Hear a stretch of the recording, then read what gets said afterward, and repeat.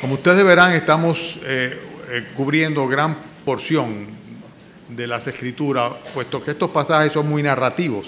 Y como narra eventos, pues entonces lo que hacemos es tratar de enseñar, de extraer las aplicaciones, las enseñanzas que estos eventos pueden traernos, ¿no? Pero leemos el evento completo. Consecuentemente, capítulo 11 y capítulo 12 nos habla sobre cómo asume el liderazgo nacional Saúl en su condición de rey y cómo deja, por así decirlo, el liderazgo nacional Samuel en su condición de profeta, de juez y de sacerdote. ¿De acuerdo? Pero fundamentalmente como juez, porque de ahora en adelante, pues, el rey comenzaría a resolver los problemas nacionales y a ser quien juzgara la nación. Bien, vamos al capítulo 11. ¿Están listos? ¿Tienen sus Biblias? Bien, ocupen sus lugares, por favor. Después subió Naas, amonita, y todos los de Jabes dijeron a Naas: haz alianza con nosotros y te serviremos. Y Naas, amonita, le respondió: con esta condición haré alianza con vosotros, que cada uno de todos vosotros saque el ojo derecho y ponga esta afrenta sobre todo Israel. Entonces los ancianos de Jabes le dijeron: danos 7 días para que enviemos mensajeros por todo el territorio de Israel, y si no hay nadie que nos defienda, saldremos a ti. Llegando los mensajeros a Gabá de Saúl, dijeron estas palabras en oído del pueblo, y todo el pueblo alzó su voz y lloró. Y es aquí Saúl, que venía del campo tras los bueyes, y dijo Saúl: ¿qué tiene el pueblo que llora? Y le contaron las palabras de los hombres de Jabes. Al oír Saúl estas palabras, el Espíritu de Dios vino sobre él con poder, y él se encendió en ira en gran manera. Y tomando un par de bueyes, lo cortó en trozos y lo envió por todo el territorio de Israel por medio de mensajeros, diciendo: así se hará con los bueyes del que no saliera en pos de Saúl y en pos de Samuel. Y cayó temor de Jehová sobre el pueblo, y salieron como un solo hombre. Y los contó en Beset, y fueron los hijos de Israel 300,000 y 30,000 los hombres de Judá. Y respondieron a los mensajeros que habían venido: así diréis a los de Jabes de Galaad: mañana al calentar el sol seréis librados. Y vinieron los mensajeros y lo anunciaron a los de Jabes, los cuales se alegraron. Y los de Jabes dijeron a los enemigos: mañana saldremos a vosotros para que hagáis con nosotros todo lo que bien os pareciere. Aconteció que al día siguiente dispuso Saúl al pueblo en 3 compañías, y entraron en medio del campamento a la vigilia de la mañana, e hirieron a los amonitas hasta que el día calentó, y los que quedaron fueron dispersos, de tal manera que no quedaron 2 de ellos juntos. El pueblo entonces dijo a Samuel: ¿quiénes son los que decían: ha de reinar Saúl entre nosotros? Danos esos hombres y los mataremos. Y Saúl dijo: no morirá hoy ninguno, porque hoy Jehová ha dado salvación en Israel. Mas Samuel dijo al pueblo: venid, vamos a Gilgal para que renovemos allí el reino. Y fue todo el pueblo a Gilgal, e invistieron allí a Saúl por rey delante de Jehová en Gilgal, y sacrificaron allí ofrendas de paz delante de Jehová, y se alegraron mucho allí Saúl y todos los de Israel. Dijo Samuel a todo Israel: he aquí yo he oído vuestra voz en todo cuanto me habéis dicho, y os he puesto rey. Ahora pues, he aquí vuestro rey va delante de vosotros. Yo soy ya viejo y lleno de canas, pero mis hijos están con vosotros, y yo he andado delante de vosotros desde mi juventud hasta este día. Aquí estoy. Atestiguad contra mí delante de Jehová y delante de su ungido, si he tomado el buey de alguno, si he tomado el asno de alguno, si he calumniado a alguien, si he agraviado a alguno, o si de alguien he tomado cohecho para cegar mis ojos con él, y os lo restituiré. Entonces dijeron: nunca nos has calumniado, ni agraviado, ni has tomado algo de mano de ningún hombre. Él les dijo: Jehová es testigo contra vosotros, y su ungido también es testigo en este día, que no habéis hallado cosa alguna en mi mano. Y ellos respondieron: así es. Entonces Samuel dijo al pueblo: Jehová, que designó a Moisés y a Aarón y sacó a vuestros padres de la tierra de Egipto, es testigo. Ahora pues aguardad, y contenderé con vosotros delante de Jehová acerca de todos los hechos de salvación que Jehová ha hecho con todos vosotros y con vuestros padres. Cuando Jacob hubo entrado en Egipto y vuestros padres clamaron a Jehová, Jehová envió a Moisés y a Aarón, los cuales sacaron a vuestros padres de Egipto y los hicieron habitar en este lugar. Y olvidaron a Jehová su Dios, y él los vendió en mano de Císara, jefe del ejército de Hazor, y en mano de los filisteos y en mano del rey de Moab, los cuales les hicieron guerra. Y ellos clamaron a Jehová y dijeron: hemos pecado, porque hemos dejado a Jehová y hemos servido a los Baales y a Astarot. Líbranos pues ahora de mano de nuestros enemigos y te serviremos. Entonces Jehová envió a Jerobal, a Barat, a Jefté, a Samuel, y os libró de mano de vuestros enemigos en derredor y habitasteis seguro. Y habiendo visto que Naas, rey de los hijos de Amón, venía contra vosotros, me dijisteis: no, sino que ha de reinar sobre nosotros un rey. Siendo así, que Jehová vuestro rey, vuestro Dios, era vuestro rey. Ahora pues, he aquí el rey que habéis elegido, el cual pedisteis. Ya veis que Jehová ha puesto rey sobre vosotros. Si temiereis a Jehová y le sirviereis y oyereis su voz y no fuereis rebelde a la palabra de Jehová, y si tanto vosotros como el rey que reina sobre vosotros servís a Jehová vuestro Dios, haréis bien. Mas si no oyereis la voz de Jehová y si fuereis rebeldes a las palabras de Jehová, la mano de Jehová estará contra vosotros como estuvo contra vuestros padres. Esperad aún ahora y mirad esta gran cosa que Jehová hará delante de vuestros ojos. ¿No es ahora la siega del trigo? Yo clamaré a Jehová y él dará truenos y lluvias para que conozcáis y veáis que es grande vuestra maldad que habéis hecho ante los ojos de Jehová, pidiendo para vosotros rey. Y Samuel clamó a Jehová, y Jehová dio truenos y lluvias en aquel día, y todo el pueblo tuvo gran temor de Jehová y de Samuel. Entonces dijo todo el pueblo a Samuel: ruega por tus siervos a Jehová tu Dios para que no muramos, porque a todos nuestros pecados hemos añadido este mal de pedir rey para nosotros. Y Samuel respondió al pueblo: no temáis, vosotros habéis hecho todo este mal, pero con todo esto no os apartéis de en pos de Jehová, sino servirle con todo vuestro corazón. No os apartéis en pos de vanidades que no aprovechan ni libras, porque son vanidades. Pues Jehová no desamparará a su pueblo por su grande nombre, porque Jehová ha querido hacerlos pueblo suyo. Así que lejos sea de mí que peque yo contra Jehová, cesando de rogar por vosotros. Antes os instruiré en el camino bueno y recto. Solamente temed a Jehová y servidle de verdad con todo vuestro corazón, pues considerad cuán grandes cosas ha hecho por vosotros. Mas si perseverareis en hacer mal, vosotros y vuestro rey pereceréis. Wow. Aquí nosotros nos vemos en el contexto en el cual Israel había desechado a Dios pidiéndole un rey. No habían tenido nunca un rey como las demás naciones, pero quisieron ser como las demás naciones, quisieron tener un rey. Y Dios le concede que tengan un rey. Dios les coge un rey, y Samuel, originalmente, que era quien estaba en representación de Dios dirigiendo al pueblo como juez, como profeta, como sacerdote, pues se siente herido, triste. Él dice: me han desechado. Y Dios le tiene que aclarar que no es a él a quien habían desechado, sino que era el reinado de Dios sobre sus vidas. Era a Dios mismo a quien habían rechazado una vez más la nación de Israel. Y en ese sentido, entonces, Saúl lo que hizo fue que sin proponérselo y sin buscarlo, de un momento a otro se vio escogido por Dios, seleccionado por Dios para tomar el lugar que estaban reclamando los israelitas, el lugar de un rey humano, un rey carnal, un rey natural. Saúl tenía cualidades físicas particulares. Dice la Escritura que era una persona de buena presencia, hermoso, más alto que el resto del pueblo, pero no tenía ninguna preparación realmente. Era simplemente hijo de una persona que había sido muy valerosa, pero estaba dedicado completamente a la agricultura. O sea, no tenía cualidades especiales ni una preparación formal. De hecho, ellos no tenían ninguna experiencia en cuanto a esto de tener un rey o un reinado dentro de ellos. Sin embargo, Dios lo escoge. Dios lo escoge como líder. Dios lo escoge como cabeza del pueblo. Nosotros vimos la semana pasada un mensaje que se titulaba precisamente como Dios o porque Dios lo había escogido, o una cosa, o como Dios lo había escogido o porque Dios lo había escogido.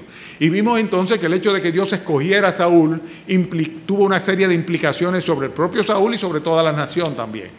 O sea, el escogido, el elegido de parte de Dios para complacer la demanda del pueblo era Saúl. Pero aunque él fue escogido por Dios. Es importante que tengamos presente que fue una situación completamente coyuntural, como todo tipo de liderazgo natural o carnal o humano. Las personas a veces se piensan que van a ser líderes por una eternidad, ¿verdad? Pero es una coyuntura específica que en un momento dado permite que esta persona llegue a tener preeminencia. Y en este caso lo que sucedió fue simplemente que hubo un ataque de parte de los amonitas. Los amonitas, que eran descendientes de Lot. Ustedes recuerdan cuando Lot tuvo un incesto con una de sus hijas, con sus dos hijas, cómo tuvieron su descendencia. Uno de ellos fue Amón, uno de los hijos nietos, por así decirlo, de Lot, ¿verdad? Y los amonitas se constituyeron en adversarios de quienes debían ser sus familiares o sus hermanos. Y los amonitas, en este caso Naas, sube en contra de una ciudad muy pequeña, Jabes, de Galat. Y esta ciudad era una ciudad que había quedado muy disminuida. Había quedado muy disminuida y en cierta manera relegada a un lado por el resto de las tribus de Israel, como consecuencia de que ellos no habían querido pelear contra Benjamín cuando todas las otras tribus fueron a atacar a Benjamín. El hecho es que se vieron de un momento a otro sitiados completamente por Naas, por los amonitas, y en esa situación, en esa circunstancia, reciben no solamente esto, sino una demanda ignominiosa de parte de Naas, porque ellos le dicen, bueno, mejor en lugar de tú destruirnos, nosotros estamos dispuestos a servirte, a ser tributarios a ti. Pero sin embargo, los invasores le dicen, no se trata simplemente de ser tributarios, yo quiero que ustedes pongan una afrenta sobre todos ustedes, que es la de sacarse el ojo derecho. Toda la población debía sacarse un ojo, explotarse el ojo derecho. Esto tenía una intención segunda, ¿no? Y era el hecho de que una persona cuando tenía un ojo menos no podía de ninguna manera ir a la guerra o no podía pelear por las limitaciones del campo visual que tenía en consecuencia. Pero todo esto también representaría una afrenta terrible sobre una parte de lo que era la nación de Israel. Consecuentemente es una situación crítica. Naas le dice esto pensando que realmente no va a tener ningún tipo de posibilidad de que lo eviten. Porque cuando ellos reclaman y dicen, danos 7 días para que nosotros mandemos a preguntar si alguien quiere salir a defendernos, ¿verdad? Naas le dijo, no hay problema, yo espero los 7 días. Pero cuando pasan los 7 días, lo que no se esperaba nada era que ciertamente iba a haber un rey delante de la nación de Israel que los iba a unificar y que iba a ir al frente de su nación para pelear en contra de ellos. En esa época, las tribus de Israel estaban completamente dispersas. Acuérdense que inclusive para ejercer juicio, Samuel tenía que hacer todo un recorrido y parte del área de lo que ocupaban las tribus de Israel, inclusive la había delegado sobre sus hijos, los cuales hicieron un trabajo muy incorrecto, ¿no? Como jueces, porque ellos llegaron a permitirse ser sobornados y esto hizo necesariamente que cuando Samuel se entera, tomase medidas en ese sentido. Por eso vemos que en el contexto en el cual nosotros leímos este pasaje, los hijos de Samuel ya no eran jueces en Israel, sino que estaban ahí junto con el pueblo en la ciudad de Gilgal. Lo vamos a ver un poquito más adelante. Pero el hecho es que Saúl, en ese entonces lo que estaba era de nuevo dedicado a sus labores agrícolas dentro de su familia, con la familia suya y la familia de su padre. O sea, de hecho nosotros vemos aquí en el versículo 5 que dice que Saúl venía del campo tras los bueyes. Y él no estaba esperándose que ese era el momento en el cual él iba a tener que asumir la responsabilidad que Dios le había delegado. Dios lo escogió cuando él no se lo esperaba. Él mismo dice, pero ¿por qué yo? Si yo soy de la tribu más pequeña de Israel. Y mi familia es una de las familias más insignificantes dentro de la tribu de Benjamín. Pero sin embargo Dios lo escogió a él. Y con esto le iba a dar una tremenda lección a la nación de Israel, que había preferido un juez humano, un líder carnal, un líder humano, antes que el liderazgo y la primacía de Dios sobre ellos.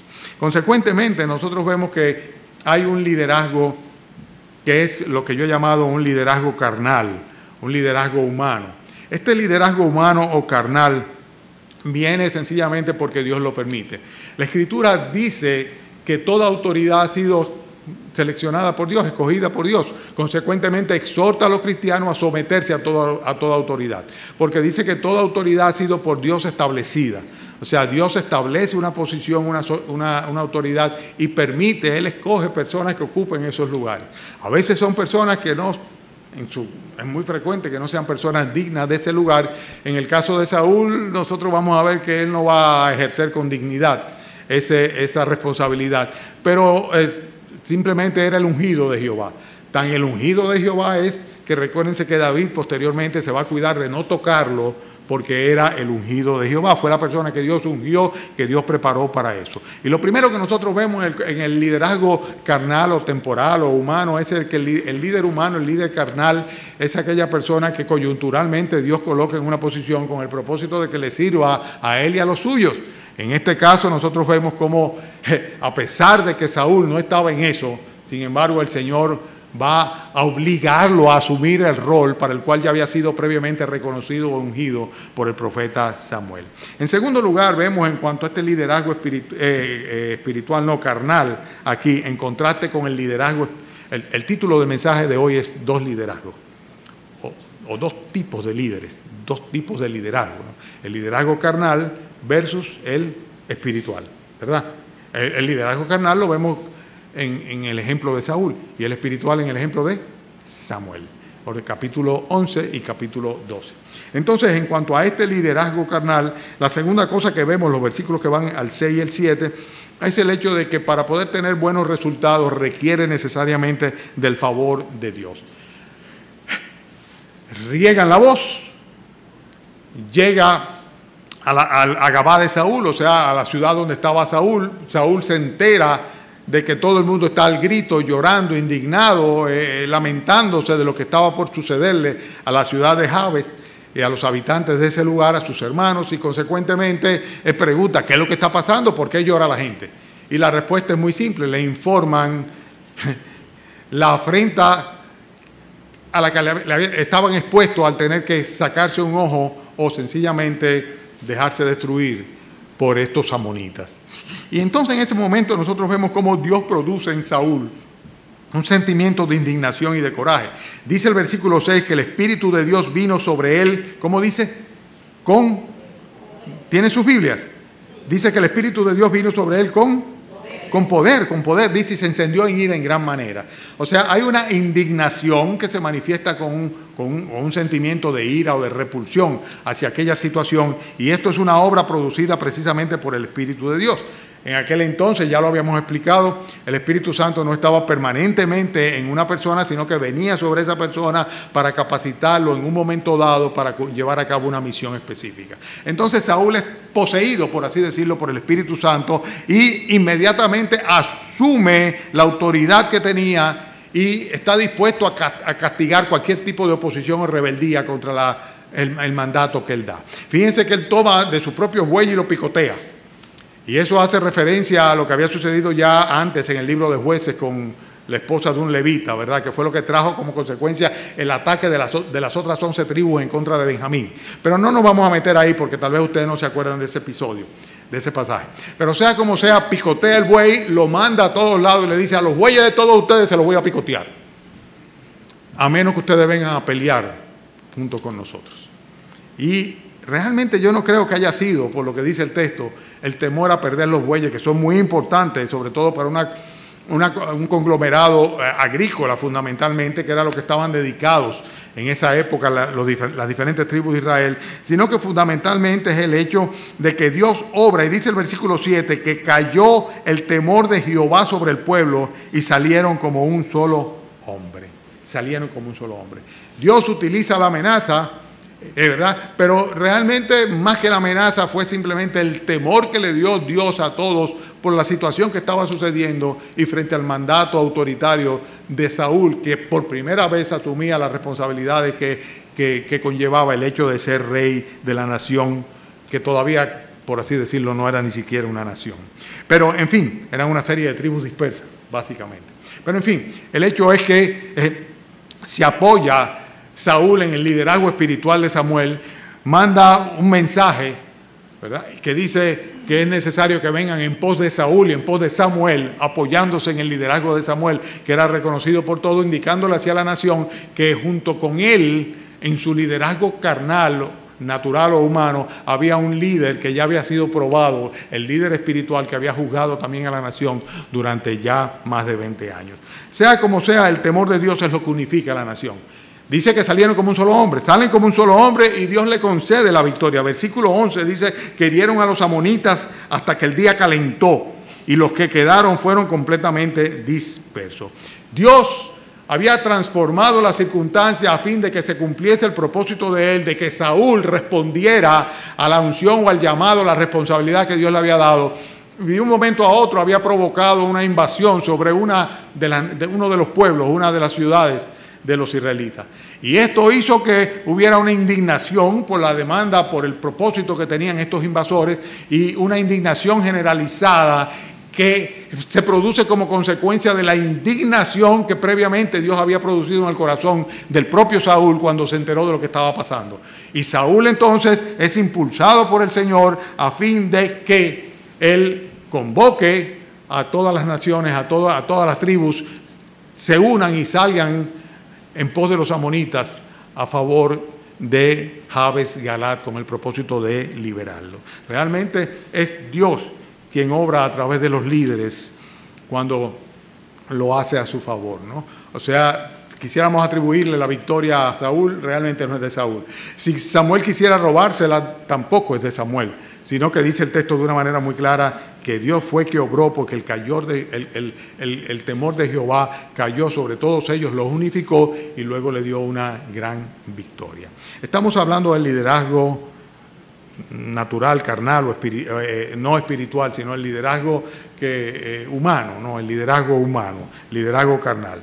O sea, es un liderazgo al cual debemos estar sujetos. Dios lo escoge sin lugar a duda y Dios cuando nos quiere colocar en posición de liderazgo, Él nos va a colocar en esa posición de una manera u otra.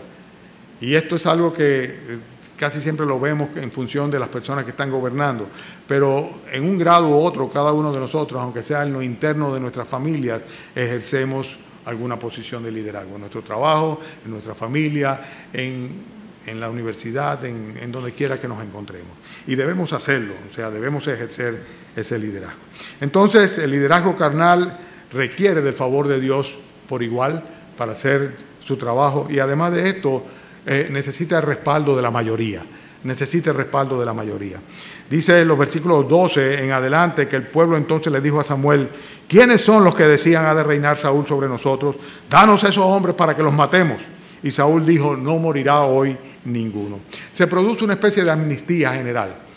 Algunos se habían opuesto originalmente cuando Samuel indicó que era Saúl el escogido, porque decían: el hijo de Cis, él va a reinar entre nosotros. Y no lo querían aceptar. Pero ahora que a través de Saúl Dios le había dado la victoria, entonces algunos decían: vamos a matar a aquellos que se oponían. Y Saúl dice: un momentito, aquí no va a morir nadie hoy. Y lo argumenta muy bien. Dice: ¿por qué? Porque Jehová ha dado, versículo 13, Jehová ha dado salvación a Israel.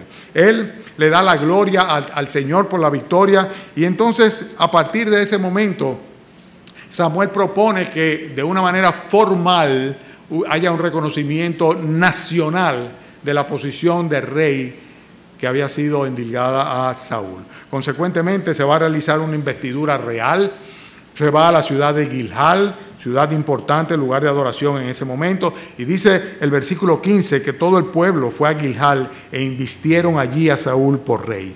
O sea que vemos nosotros que se produce una amnistía, se le da la gloria a Dios por la victoria, se realiza la investidura real y también hay una serie de ofrendas. Dice el versículo 15 que se sacrificaron allí ofrendas de paz delante de Jehová. Y después vemos que hay una fiesta, una gran celebración. O sea, en el mismo versículo 15 al final dice que se alegraron mucho allí Saúl y todos los de Israel. O sea que había una fiesta de celebración por el establecimiento del rey en su trono, el reino de Saúl. Bien, este es un tipo de liderazgo que muchos de nosotros tenemos que ejercer en un mayor o menor grado. Vuelvo y repito. A veces pensamos, bueno, esto es para los presidentes, esto es para los pastores, esto es para los ministros, esto es... Bueno, no necesariamente. O sea, muchas veces tenemos a Noemises o tenemos a Déboras, ¿verdad? Personas que, aún mujeres, ¿verdad? Ejercen algún tipo de influencia o liderazgo que es muy importante sobre un grupo específico, sobre una familia, sobre una nación. El liderazgo es algo que sabemos que tenemos que aprender a manejar cuando Dios nos da una responsabilidad de liderar, de ir delante de otras personas Y lo primero que tenemos que reconocer ciertamente es que si viene, debemos asumirlo porque viene de parte de Dios y consecuentemente tenemos que acudir a Dios para que nos dé la capacidad para hacerlo y hacerlo bien, ¿verdad? Y cuando lo hagamos bien tenemos que decir gracias Señor, porque si salió bien, piensen en lo que ustedes quieran, en la crianza de sus hijos, ¿verdad? Si salió bien, piensen en lo que ustedes quieran, en cómo salieron los negocios, piensen lo que ustedes quieran, en cómo me fue en la oficina, o piensen lo que ustedes quieran, las notas que saqué en la universidad. O sea, si salió bien, es gracias a Dios. Es gracias a Dios. ¿Ok?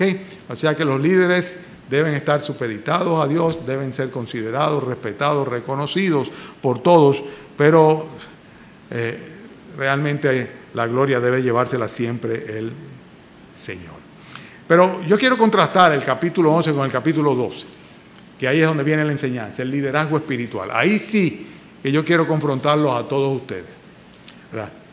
Porque cuando el Señor nos llamó de las tinieblas a su luz admirable, no es para que nosotros nos quedásemos debajo del almud, ¿verdad? Sino para que fuésemos puestos en lo alto y iluminemos a todos, para que nos constituyésemos en luz del mundo, ¿verdad? En ese sentido, tú y yo, hermanos, tú y yo, mi hermana, tenemos una responsabilidad de ser líderes espirituales, como lo fue Samuel, y se ejemplifica aquí en el capítulo 12. Líderes espirituales. Nosotros que conocemos la verdad, nosotros que conocemos al Señor, nosotros que hemos sido enviados por el Señor para que cumplamos una misión de líderes espirituales, llevando a otros de parte del Señor el mensaje de la salvación del Evangelio. Y hay una serie de condiciones o características que estaban presentes en Samuel, ahora vamos a hablar de Samuel, que lo constituyeron en un líder espiritual idóneo y del cual nosotros podemos aprender muchísimo. Bien, en primer lugar, cuando hablamos de Samuel, nosotros vemos en el capítulo 12 que él también fue escogido por Dios, sin lugar a dudas. Fue consagrado a Dios desde pequeñito, fue escogido por Dios, seleccionado por Dios, pero quiero decir algo, el líder espiritual tiene que ser refrendado por un carácter íntegro. Un carácter íntegro. En otras palabras, su testimonio de vida debe hablar de esa persona de tal manera que lo que predica sea cónsono, se corresponde con lo que vive. Que lo que propone a otros lo esté viviendo de una manera íntegra. Y cuando hablamos de integridad, nosotros podemos ver cómo Samuel confronta al pueblo, en primer lugar, recordándole el ministerio que él había llevado a cabo. Y él le dice, yo he estado con vosotros, ya yo soy un viejo, estoy canoso. Le dice, mis hijos están entre vosotros y yo he vivido desde mi juventud aquí en medio de ustedes. En otras palabras, lo que le estaba diciendo, mi testimonio, mi integridad debe ser corroborada por todos y cada uno de ustedes, incluyendo mis propios hijos. Hay muchas veces en que los familiares más cercanos, esposo, esposa, hijos, no pueden realmente a ciencia cierta y con sinceridad del corazón atestiguar y refrendar la integridad espiritual de aquellos que propugnan ser cristianos. No pueden hacerlo. Él le decía, yo estoy aquí estoy, versículo 3, versículo 3, aquí estoy, atestiguad contra mí delante de Jehová y delante de su ungido, o sea, del propio rey, si he tomado buey de alguno, si he tomado asno de alguno, si he calumniado a alguien, si he agraviado a alguno. En otras palabras, él está diciendo, yo he tenido una vida de servicio desinteresado. Y si no, que alguno de ustedes se atreva a decir lo contrario. Que yo le he cogido algo a alguien. Aquí estoy. Díganlo, este es el momento de decirlo. Y la irreprensibilidad de él estaba testificada o atestiguada a través de una vida completa, Él se lo dice, atestiguad contra mí delante de Jehová. Y era algo que podía ser certificado por su contemporáneo. Todos ellos lo hicieron. En el versículo 4 vemos la respuesta del pueblo. El pueblo le dice, entonces dijeron, nunca nos has calumniado, ni agraviado, ni ha tomado nada de nadie, etcétera, etcétera, etcétera. Él está diciendo, yo he actuado delante de ustedes con integridad. Y si no, digan lo contrario. Aquí estamos. Mira mi familia aquí. Ustedes me conocen. Toda mi vida he estado aquí. Una premisa muy importante. Él había sido seleccionado por Dios. Él no tenía que dar cuenta a nadie. Sin embargo, tenía ciertamente un testimonio de vida que le respaldaba. Había juzgado a Israel durante muchos años. Dios le había dado paz a Israel a través de la condición de juez y de profeta que él había ejercido. Y él había actuado sin interés, buscando solamente ser fiel a Dios. Este es un testimonio de una integridad absoluta. Y esa integridad fue profesada delante de Dios y de los hombres. Dice, Jehová es testigo y el propio rey también, que está aquí, el propio ungido que está él, es testigo de que yo no le he cogido nada a nadie y que ustedes lo están reconociendo. Que yo no he metido mi mano donde no debe. Entonces, lo primero que vemos nosotros en el liderazgo espiritual es que es necesario que esté acompañado de un carácter íntegro. O sea, nosotros no podemos engañar a todo el mundo todo el tiempo, ¿verdad? Podríamos engañar a alguna gente a veces, por un rato. Pero tarde o temprano la gente sabe, los demás se dan cuenta. Y lo más importante es delante de Dios y delante de los hombres ser íntegros. Íntegro significa lo que hay es lo que se ve. Eso es lo que significa. Lo que hay es lo que se ve. No ha habido nada por abajo. No ha habido nada por abajo. Lo que hay es lo que se ve. En segundo lugar, para ejercer el liderazgo espiritual, como lo hizo Samuel, es importantísimo que él exalte la fidelidad de Dios a pesar de la infidelidad humana. Y eso fue precisamente lo que hizo con el pueblo. Una vez estableció que tenía la autoridad espiritual, él puso en alto a Dios y no temió en absoluto disgustar al pueblo cuando le confrontó con el pecado que habían cometido.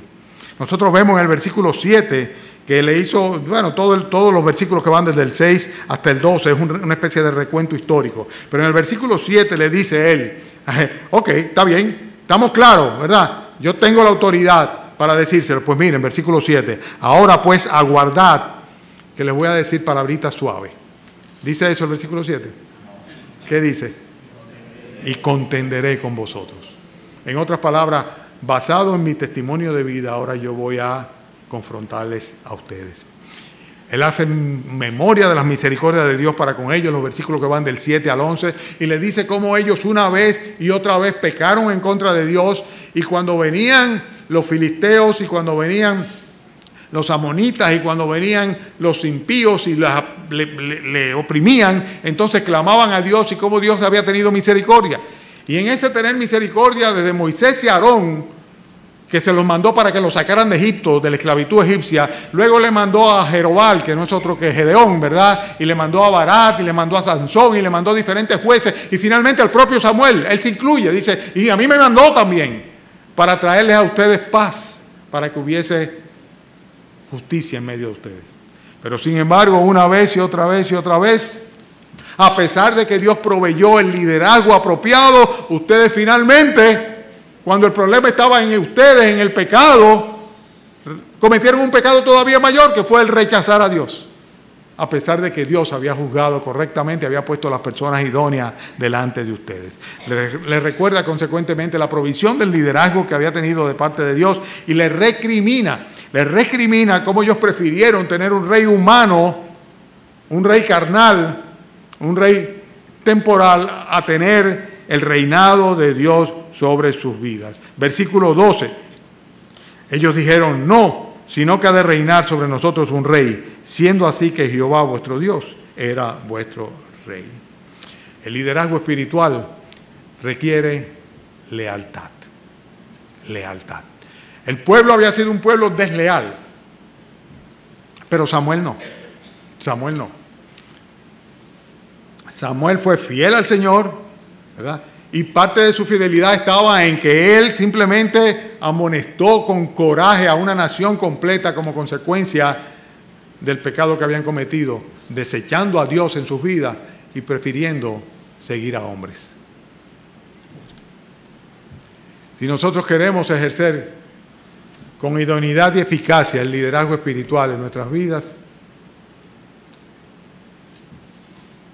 tenemos no solamente que tener un carácter irreprensible en términos espirituales y en términos humanos, tenemos que tener integridad de carácter, sino que también tenemos que tener lealtad a Dios.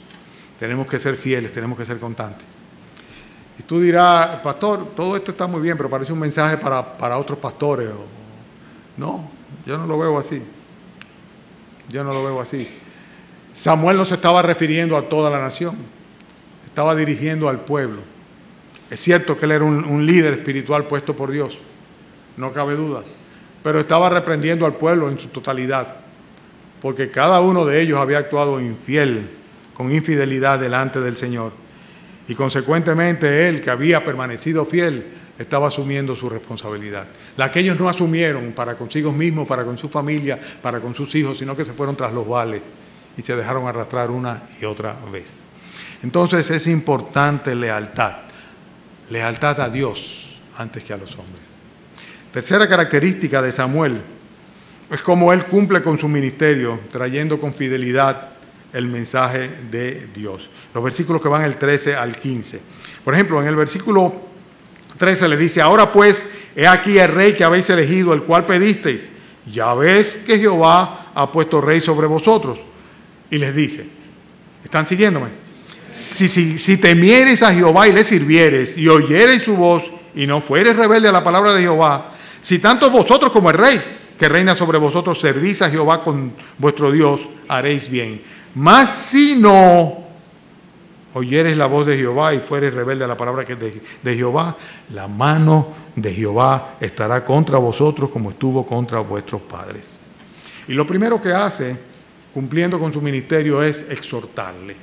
Hermanos, lo primero que nosotros como luz del mundo y como líderes espirituales que tenemos que hacer en medio de esta sociedad maligna y perversa en la cual resplandecemos como luminares, es exhortar a las personas. Exhortar a las personas. Decirle, busca a Dios, busca a Dios, busca a Dios. Como dice el himno, entre tanto tengas tiempo, busca a Dios. Él le dice, si temieres a Jehová, si le sirvieres, si oyeres su voz, hágale caso a Dios. Porque si tú no le haces caso a Dios, no hay ninguna posibilidad absoluta de obtener de parte de Dios su favor. En segundo lugar, les advierte. Le dice, mas si no oyeres, versículo 15, la voz de Jehová vuestro Dios, si fueres rebeldes, dice, entonces va a pasar que la mano de Dios, en vez de estar a favor de vosotros, va a estar en contra de vosotros. Les exhorta, les advierte, si no te conviertes al Señor Jesucristo, si no buscas de Dios, te vas a perder para siempre, te vas a condenar en el infierno. Y a veces parece como algo duro, pero óyeme, si yo voy a caer por un precipicio, yo prefiero que me lo digan. Y si me va a dar un corrientazo o me va a dar un quemón, meter la mano en ese lugar, prefiero que me lo adviertan.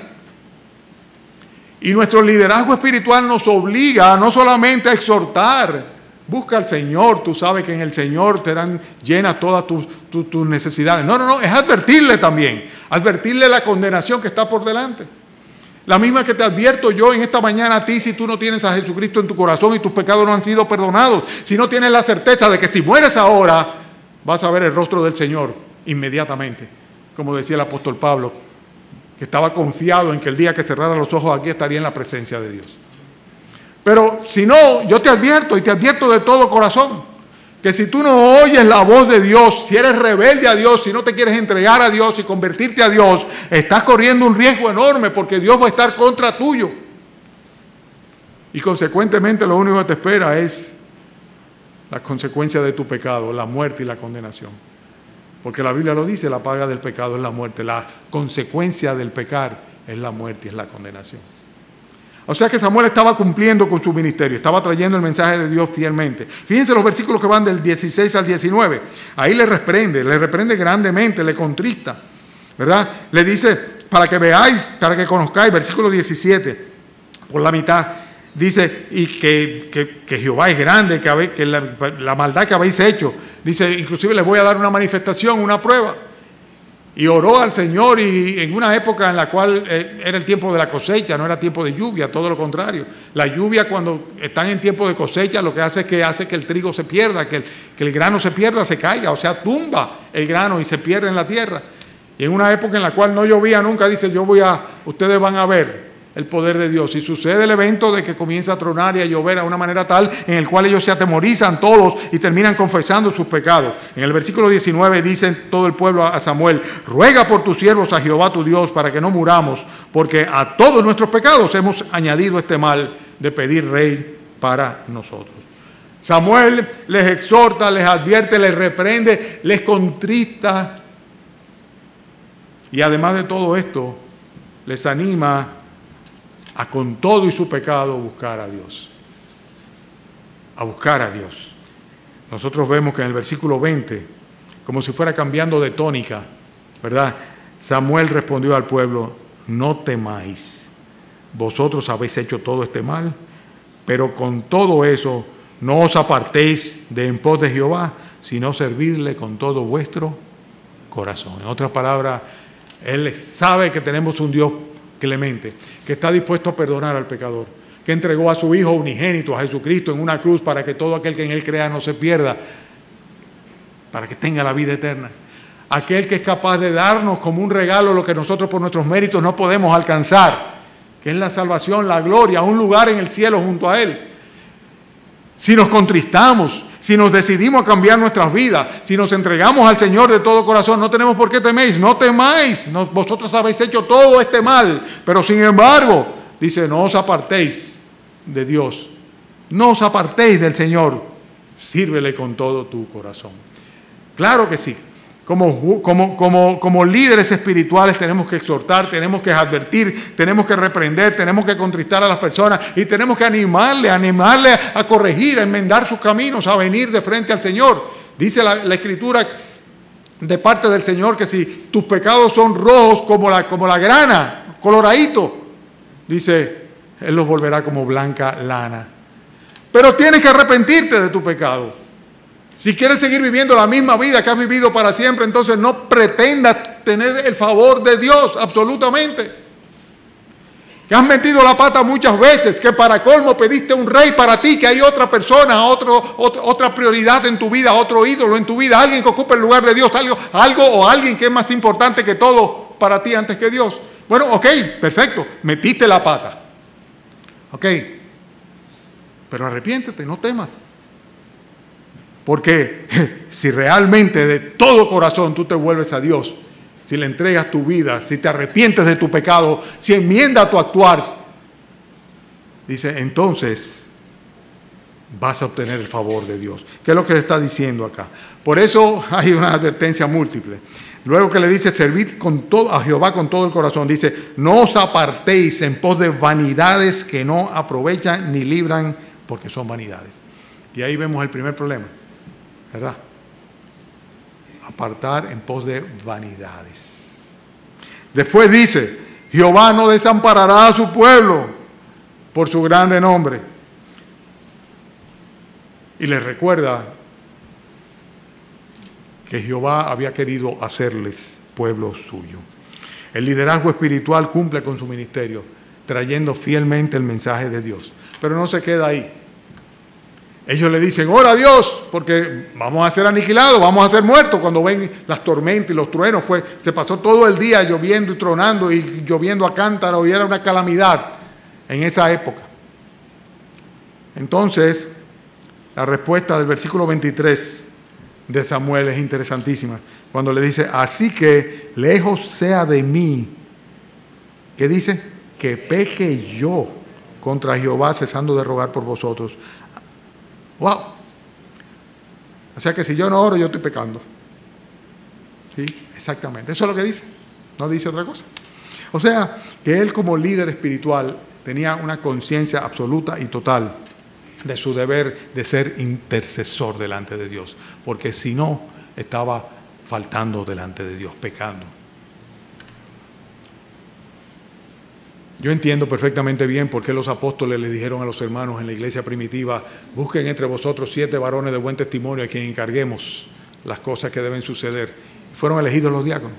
Dice, porque nosotros tenemos que ocuparnos de la palabra de Dios y de la oración. La oración es parte de la responsabilidad del líder, una responsabilidad muy importante. Es una responsabilidad mía y una responsabilidad tuya también. ¿Por cuántas personas tú estás orando por su salvación? Yo presumo, mi hermano, mi hermana, que tú tienes una lista de oración. O sea, que oramos con un listado de oración, no a lo que nos viene en el momento a la mente, porque a veces a la mente no le viene nada al momento. Cuando estamos pensando en otra cosa, sobre todo tenemos una preocupación, o por el contrario, la expectativa de una actividad de esparcimiento, no nos viene a la mente nada, ¿verdad? Por eso tenemos que tener nuestra lista de oración y estar orando ahí por las necesidades de los demás, estar orando por misericordia y gracia sobre las almas de aquellos que conocemos, a los cuales nosotros somos los que tenemos que constituirnos en base a un testimonio transparente, íntegro, en líderes espirituales de esa persona, porque ellos no se van a acercar de ninguna manera al pastor de la iglesia, ni lo conocen, ni les interesa conocerlo. Se van a acercar precisamente a ti, que eres su hermana, su amigo, su amiga, su familiar, su pariente. Y tú eres quien tienes que guiarle. Y liderazgo no es otra cosa que eso, ponerse al frente y trazar el camino. Una responsabilidad que ciertamente tenemos nosotros. Pero esa responsabilidad incluye orar. Lejos sea de mí que peque yo dejando de orar por vosotros a Dios. Cuando ustedes me piden, hermano, ore por tal cosa, yo le doy gracias al Señor y le doy gracias a ustedes por hacerme copartícipe y ayudarme de esa manera a cumplir con mi deber y de esta manera no pecar yo contra Dios. El liderazgo espiritual intercede en oración y no solamente eso, sino que luego de ese versículo 23 o a continuación, luego que le dice, lejos sea de mí que peque yo contra Jehová, cesando de rogar por vosotros, ¿qué le dice? Antes os instruiré en el camino bueno y recto. Mamá, tú eres líder de tus hijos. Tú eres la líder de tus hijos. Tú tienes que interceder por ellos.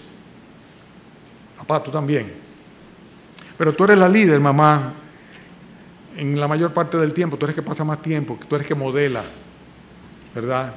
Corrige, exhorta, haces todas estas cosas, adviertes, reprendes, animas. Tú haces todo esto, ¿verdad? Pero de una manera muy particular, tienes un ministerio de instrucción, Instruir. Dice, antes os instruiré en el camino bueno y correcto. Antes os instruiré. Yo creo que un líder tiene que trazar pautas, tiene que dar instrucción. Instrucción apegada necesariamente a la palabra de Dios. Por eso, precisamente, la exhortación de Samuel al pueblo es que no cierren sus oídos, que oigan la palabra de Dios, que obedezcan a Dios, ¿verdad? Para entonces conseguir del Señor su misericordia y gracia, a pesar de que ellos, pidiendo a un rey carnal, humano, lo habían desechado. Consecuentemente, él tenía que instruirle. Ustedes saben que cuando se predica la palabra de Dios desde el púlpito, tiene todos estos propósitos: exhortación, advertencia, reprensión, ánimo, ¿verdad? Producir ánimo, intercesión, instrucción. Y finalmente, ¿qué pasa? Al final, lo mismo que pasó con el caso de Samuel. Fíjense cómo termina él, versículo 24. Dice, solamente temed a Jehová y servirle de verdad con todo vuestro corazón, pues considerad cuán grandes cosas ha hecho por vosotros. Mas, si perseverando en hacer mal, vosotros y vuestros, si perseveráis en hacer mal, vosotros y vuestro rey, ¿qué dice?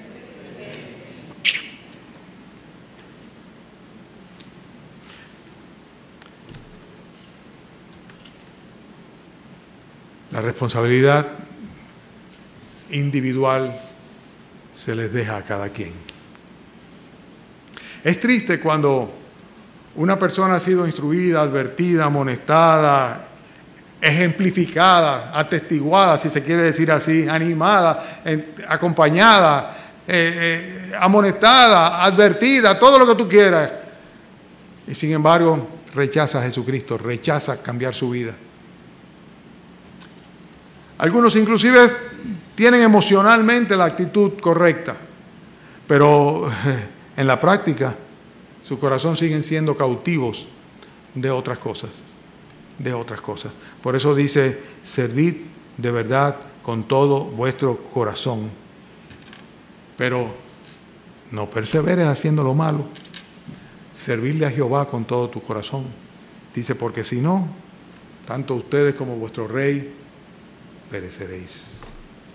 Hermanos, luego de cumplir nuestros deberes como líderes espirituales con nuestras familias, los compañeros de trabajo, los compañeros de colegio, los compañeros de universidad, en los negocios, en las empresas, donde quiera que estemos, luego de nosotros señalarles, indicarles, exhortarles, ejemplificarles, realmente las consecuencias de sus acciones van a recaer sobre cada uno de ellos. A la larga, es responsabilidad individual de cada quien. Hay dos tipos de liderazgo, el humano, el carnal, puesto por Dios, escogido por Dios, necesario, y el espiritual, puesto por Dios, escogido por Dios, imprescindible. Imprescindible. Los cristianos estamos llamados a ser luz, líderes, a ser guías de los que están en oscuridad, de los que están andando a tientas, los que van camino hacia el abismo. Y para esto tenemos que actuar como actuó Samuel. El liderazgo espiritual en el nombre de nuestro Señor Jesucristo debemos llevarlo a cabo donde quiera que sea que el Señor nos coloque. Damos gracias a Dios, tanto por unos como por otros.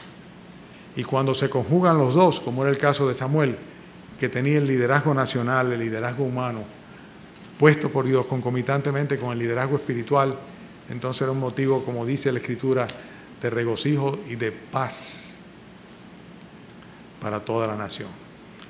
Que el Señor nos bendiga y que nos ayude a asumir a nosotros la posición, desde la posición en que lo conozca, el liderazgo que nos corresponde, desde la posición en la que estemos.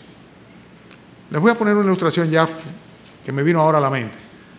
Ustedes se recuerdan, como vimos nosotros, que el siervo de Saúl se convirtió de un momento a otro en líder de Saúl cuando estaban buscando las asnas, le estuvo dirigiendo y todo, y le llevó hasta el profeta, hasta Samuel. Tú dirías un siervo, un empleado. ¿Ustedes se recuerdan de la sierva de Naamán? ¿Cómo le dijo, tú tienes que ir allá? Y se recuerdan luego del otro siervo que le dijo, pero ven acá, si el profeta te hubiera pedido algo muy grande, pero lo que te he dicho es que ve al Jordán. Y en las posiciones donde estaban, se convirtieron en instrumentos de influencia espiritual para las personas con las que estaban. Y eso tenemos que ser todos y cada uno de nosotros. Todos y cada uno de nosotros.